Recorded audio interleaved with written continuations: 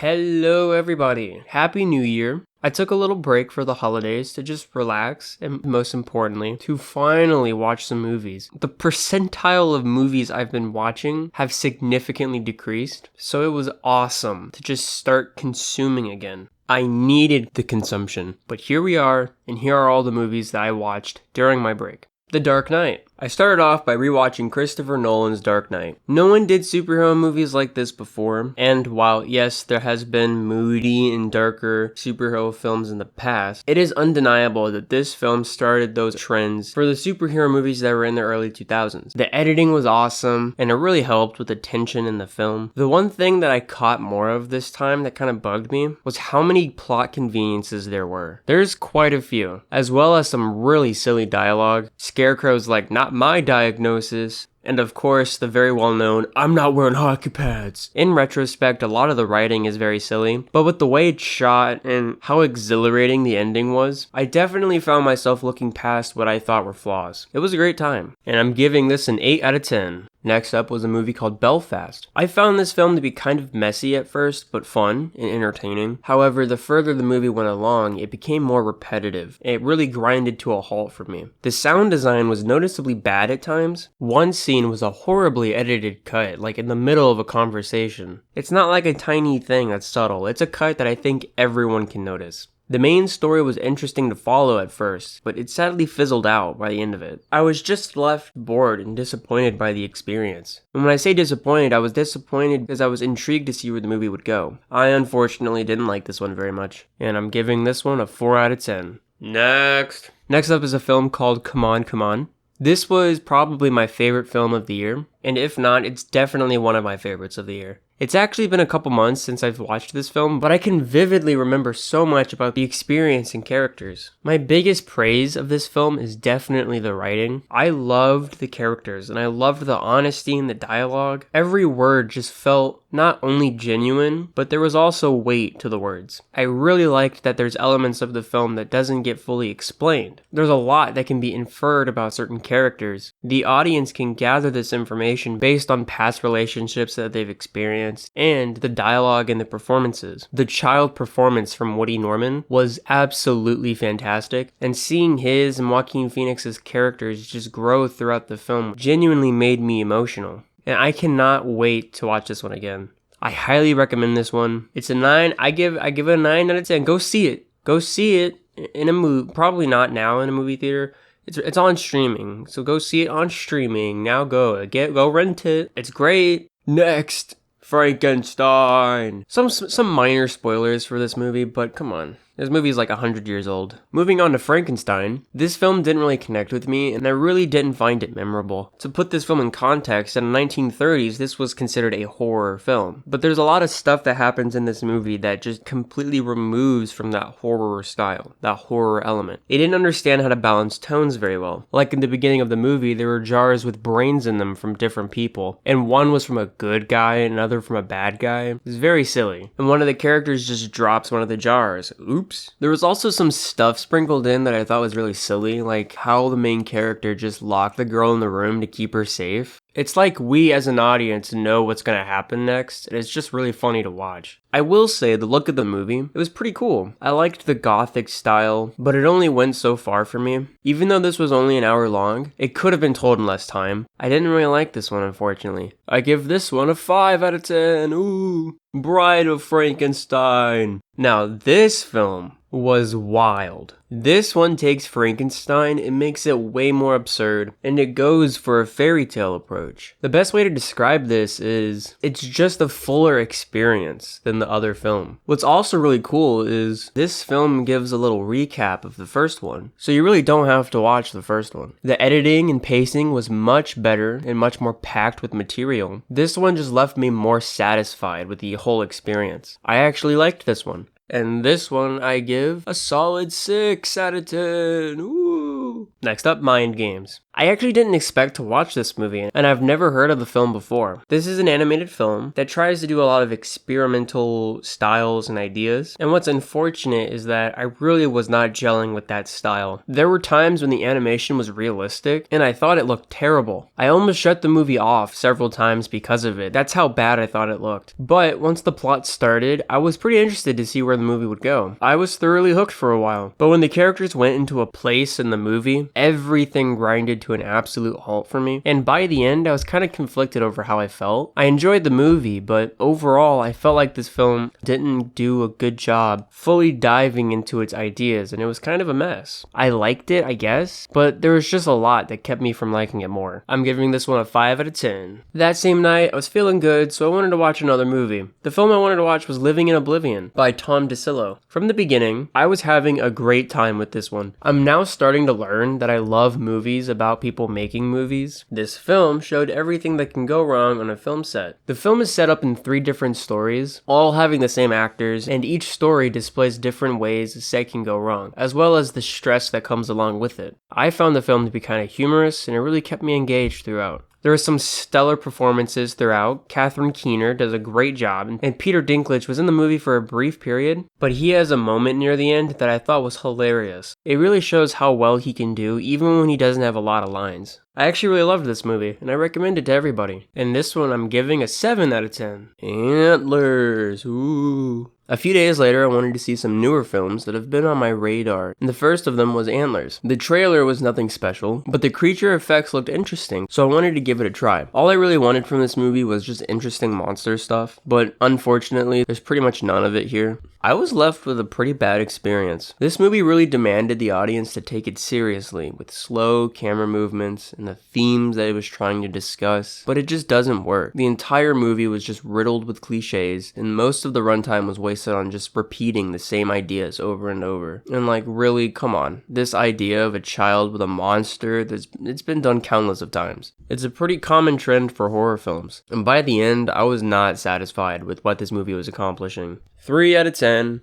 Next up, I watched Shang Chi, baby. Now, listen, I'm not much of a major Marvel fan, but I do enjoy a good romp every once in a while. You know, a fun Spider-Man, Marvel is a hit or miss for me, but I thought this one was one of the good ones. I really liked the action and choreography. The fighting and action felt much cleaner and kind of more real than other Marvel movies. The one scene on the tower I thought was really well done. It was very exciting to watch and I was enjoying it. My biggest problem, of course, is the writing. There's some really cheesy dialogue in this film. It has a lot of that Marvel humor that I just don't find funny. And the best way to describe Marvel humor is kind of like dad jokes, but with no charm. There was also some silly conveniences in the plot. Just some silly minor stuff, like how they knew where to go and instantly got there at just the right time, and then something goes wrong at just the right moment. Also, that ending was a little much. I thought it was really funny that this was a smaller scale Marvel movie, which I was enjoying. Then they just had to turn into like save the world ending plot where the main dude is flying around. I found the polar opposites of that to be really funny. Overall, I had a good time with it. And this one, I'm giving it a 6 out of 10. 6s are good. Spider-Man! Ugh.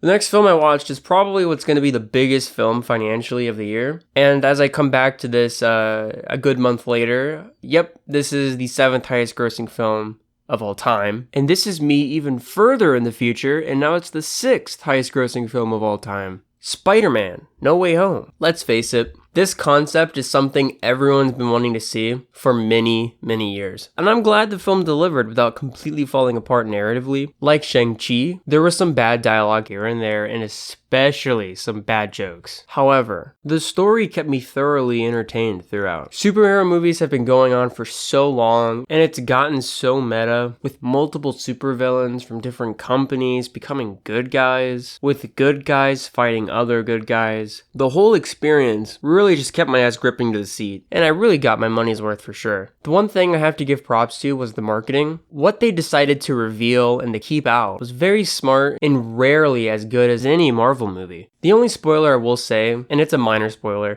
the only spoiler I will say is that the giant shield on the Statue of Liberty at the end of the movie was hilariously stupid. I feel like this is one of my favorite Marvel films already, and I've only seen it once. It was entertaining as hell, and I loved it. And this one I'm giving a 7 out of 10. Moving on, Matrix 4.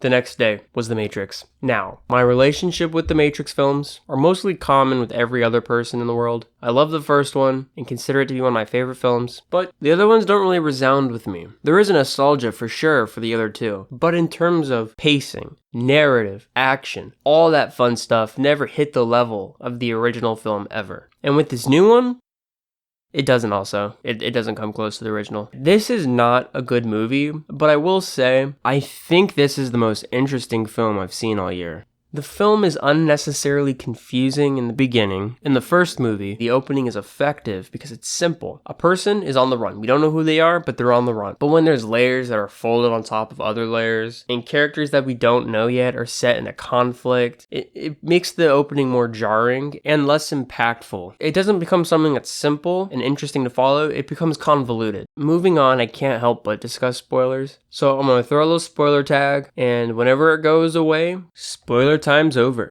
There was definitely some stuff in here that I liked for sure, but for the most part, it did not stick the landing. I found the first half to be at least interesting when it followed Neo having a mental breakdown and being paranoid. I loved how the filmmakers were basically saying fuck you to Warner Brothers. They were pretty much saying, oh, this movie's being made with or without you, you're in or you're out. Then they proceed to torture Neo by analyzing the previous films, and once Neo is on the ledge ready to fall, he fully embraces that world that was in his head. And then from then on, it's a complete Matrix story. And yes, while the presentation was very obnoxious, I was still pretty interested with what this movie was trying to say. I like the repetition of certain words sprinkled in, like programming and stuff like that just continues to fuel his paranoia. Neo genuinely believed he was in a simulation, and seeing how he was dealing with that trauma was at least engaging for me to watch. However, on the second watch, realizing how little the first half mattered in the grand scheme of the movie really made me think less of it. And by the halfway mark, this film turns into essentially a Matrix fanfiction. It was at least entertaining to watch. However, but the more I think about it in comparison to the other films, it really was a lame experience.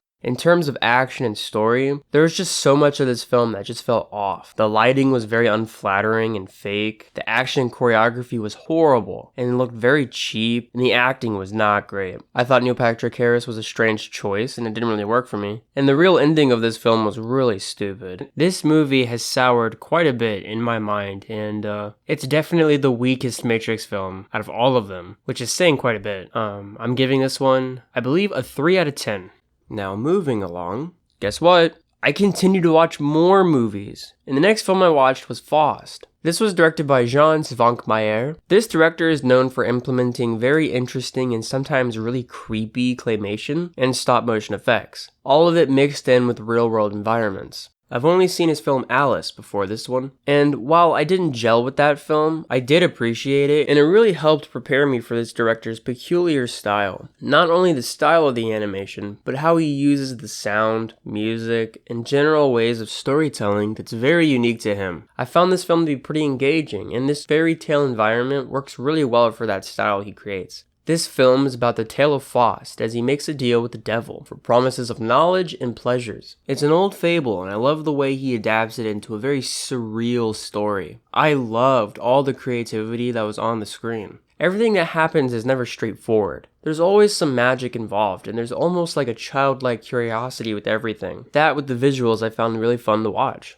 I will say for me personally, there's something about the presentation of this director that doesn't fully land with me. His storytelling is always kind of vague, and I find it difficult to stay connected with the characters. Regardless of that criticism, I will be checking out his other films, because this guy's material intrigues the hell out of me, and I'm really fascinated with all of his work. And if you're into surreal art house films, then I highly recommend this film. And I give this one a 6 out of 10. Moving along to a couple days later, I then had a Christmas time, and then I got some toys. After a few days of relaxing, I then watched Passing, a debut feature film written and directed by Rebecca Hall. Rebecca Hall is a great actress that has been in quite a few awesome movies, so of course I was interested to check this one out. Passing was a film that intrigued me by the subject matter. What's unfortunate is, this movie does not go into the ideas that it tries to set up. The writing isn't delicate or as nuanced as it should be. I really didn't care about the characters. There wasn't a whole lot of depth to any of them, as well as the acting and directing being quite stiff. For most of the film, the themes and writing stay very surface level. I really wanted this film to go into the ideas that it sets up and discuss how the situation truly affects someone, but they just don't do anything for the whole movie. They just go to parties. The further this film goes along, the less invested I became. For a movie that's only 90 minutes long, it feels like it stretches its plot out with very similar scenes and transitions. When it came to the third act, they decided to do the most obvious thing. The movie builds towards nothing, and then went for the easiest conflict to finish. I found that to be kinda lame, and I'm giving this one a 5 out of 10. Next up was Licorice Pizza. Licorice Pizza was directed by Paul Thomas Anderson. The film is about a relationship in 1970s Los Angeles. From the very beginning, the dynamic between the two characters just left a giant smile on my face. In the opening scene, I was just hooked with the dialogue. The characters were really fun to watch, and the synergy that the two actors were creating. All of that, along with wonderful direction. This movie is the best directed film of the year for me. Just the choreography of each scene is so wonderful. Each scene is just chock full of details and movement. Everything about the technicals and the acting, it all made it such a wonderful environment to just experience. This film has a very loose plot that really just focuses on the relationship of these characters and how they affect one another periodically throughout the film. And while the plotting was still loose, I do think the film resolves in a very conclusive way that I found to be quite satisfying. It's not my favorite from Paul Thomas Anderson, but it was such a fun ride to go through. Yeah, 8 out of 10. Alright, and for the final film that I'm talking about today is Adam McKay's newest film, Don't Look Up. And I gotta say, it was probably one of the worst films of 2021 for me. The reason I watched this was because there were quite a few top tier actors with the director that has been given quite some praise. And even though this director, I haven't really seen anything from him, I've heard of him. I've heard good things from him. And for the first 20 minutes of this film, I thought it was at least competent, and it was at least setting up something that would have been interesting to watch. But after that, it devolves into a complete mess with some of the worst writing and political satire that I've seen in a long time. The message that they try to hammer in is completely obvious, and it just continues to say the same exact thing for the rest of the film on repeat for 2 hours and like 20 minutes. This person's supposed to represent Trump. This is supposed to represent COVID and climate change. It's like, I get it, but it doesn't offer like anything else. It is so insistent on the audience understanding this that you get nothing else out of the film. And on such a long runtime, it gets kind of boring saying the same things over and over. The editing was abysmal. From the beginning, it was noticeably sloppy and off, especially near the opening. There's scenes that add nothing to the movie and take up pointless amount of time. And there were even scenes that showed the crew. And the funny thing is, the crew isn't like in the corner. They take up half the fucking frame. As I did research to see if the scene was still up, it is, and apparently the director has said that he purposefully kept it in, or at least the editor purposefully kept it in, to document the masks that they had to wear during the filming, and it sounds like bullshit to me. And from what I can understand, a lot of the editing problems are still up, and it's been like months, so I'm pretty sure they're just rolling with it. There's also points near the end that had frozen images, and it didn't look intentional. Like someone would be talking and then they just freeze. I don't know if they fixed that by this point. It was weird. It was weirdly like out of place. Is that what they wanted to show? Did the editor get paid enough? What the hell is happening here? Going back to the writing, I cannot express how unbearable the writing was. The comedy was awful and just not funny. This whole film feels like an SNL skit if SNL thought of itself as artsy. Haha, I'm rich and look how funny you are when you're crying. Haha, stuff like that. It's so not humorous. And then it's obviously trying to be a comedy, but near the end, the movie tries to have the balls to try to be artful. Like it's a goddamn Terrence Malick film. It's so stupid. I find it hilarious that this movie thinks it's a biting satire of the current era, but there's nothing sharp or witty This movie feels like an old white American man wrote it. It's just so obnoxious. But think about it in terms of the story. Spoilers, but please just don't watch this movie. This movie is about the world ending from a comet. Only America is really doing anything about the situation that happens in the film. An American discovers the problem. America is the only hope on fixing said problem. And no other country really does anything. Everything is reliant on America. Like,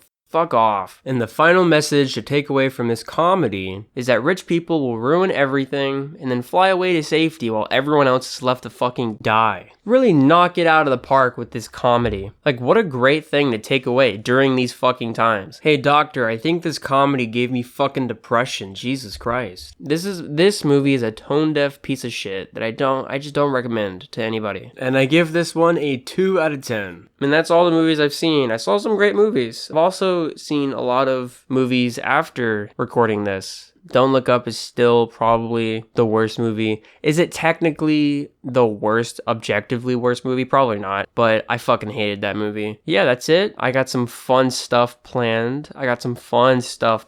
Some of it video game related, which is going to be great, but that's not coming out for a while. If you want, check out my gaming channel. I'm going to have some interesting stuff on there soon, but I have a Ninja Gaiden I recently did, which was fun, but it was hard. I'm going to end soon because endings are hard for me. Goodbye.